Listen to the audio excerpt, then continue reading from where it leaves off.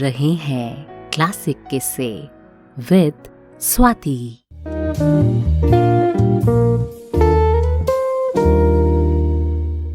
तुम्हारे बिन गुजारी रात के बस 2 ही किस्से हैं।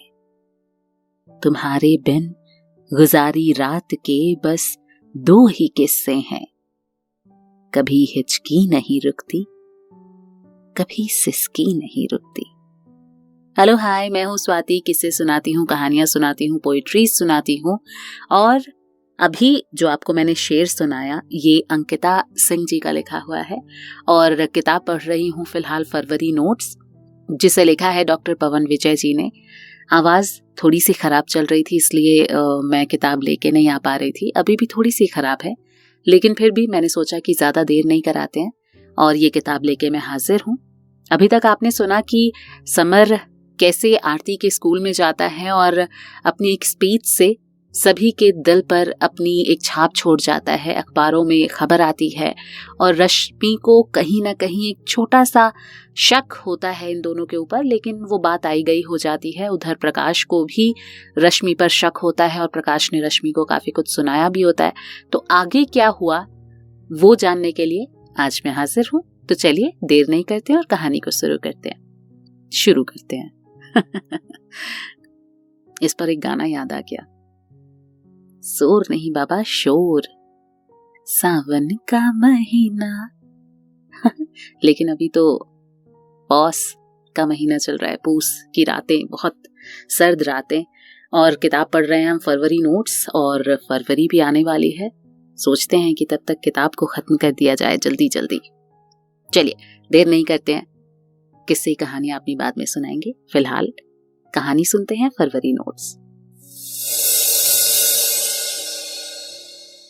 सुनो, कल सिद्धू की पेरेंट्स मीटिंग है, ऑफिस जाते हुए चले जाना, रश्मि ने कहा। तुम चली जाओ, मुझे फिर देर हो जाएगी। अरे मुझे पता है, मेरा बेटा क्लास में सबसे अच्छा है, फॉर्मेलिटी ही है, एक सिग्नेचर मार के चले आना। अब हम जाएंगे तो तुम्हारा खर्चा थोड़ा ज्यादा हो जाएगा, रश्मि मुस्कुराते हुए बोली। ठीक है, अब तो जाने के सिवा कोई विकल्प भी नहीं। रात के 9 बजने वाले थे। समर ने आरती को टेक्स्ट मैसेज किया, कल सिद्धू की पेरेंट्स मीटिंग है, मुझे देर होगी। जवाब नहीं आया। सुबह सुबह समर की नींद मोबाइल की रिंग से खुली। देखा तो आरती का कॉल था। एक बार उसने रश्मि की तरफ नजर डाली, वो अभी सो रही थी। हाँ सर, मेरे फोन पर आपने ये क्या मैसेज भेजा है? आरती ने बड़े औपचारिक अंदाज में पूछा। मतलब? किसी पेरेंट्स मीटिंग से मेरा क्या लेना देना सर? समर का दिमाग घूम गया। मतलब क्या है? मतलब ये कि आपने किसे मैसेज भेजा पेरेंट्स मीटिंग को लेकर? आरती का स्वर गीली लकड़ी के जैसे चट चट हो रहा था।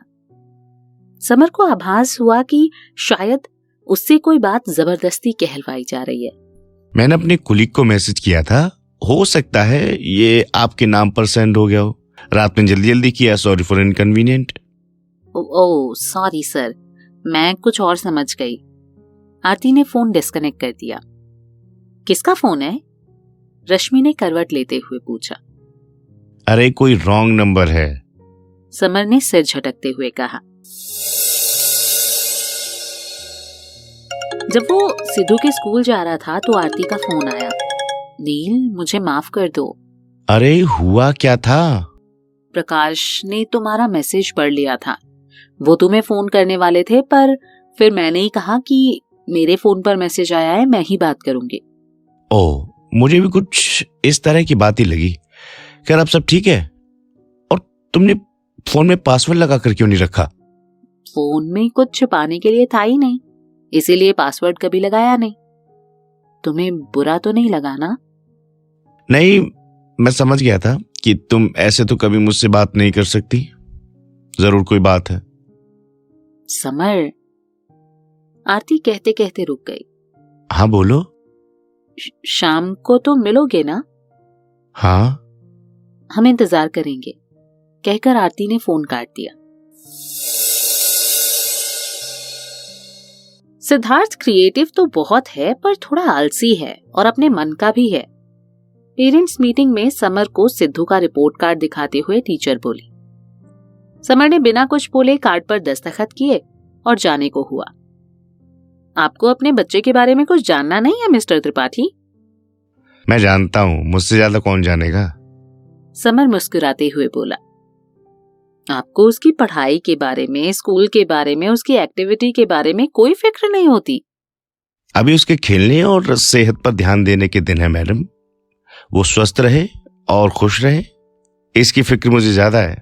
बाकी रही पढ़ाई की बात तो वो जितना हो सकता है वो करता ही होगा। आप सब हैं, स्कूल है। आप तो बहुत ही अलग तरह के पेरेंट हैं। लोग अपने बच्चे के बारे में जाने क्या क्या पूछते हैं, पर आपका तो नजरिया ही कुछ और है। समर मुस्कुराते हुए हाथ जोड़कर वहां से निकल आया। तुम कभी अपने बच्चे के पेरेंट्स मीटिंग में गई हो? समर ने आरती से पूछा। मैं ही जाती हूँ। क्या होता है वहां? अरे ये भी कोई पूछने की बात है भला? बच्चा क्या करता है, स्टडीज कैसी चल रही हैं, कुछ प्रॉब्लम जो उसके दोस्तों से है वगैरह वगैरह, और क्या। अच्छा, तो बच्चा बताता नहीं?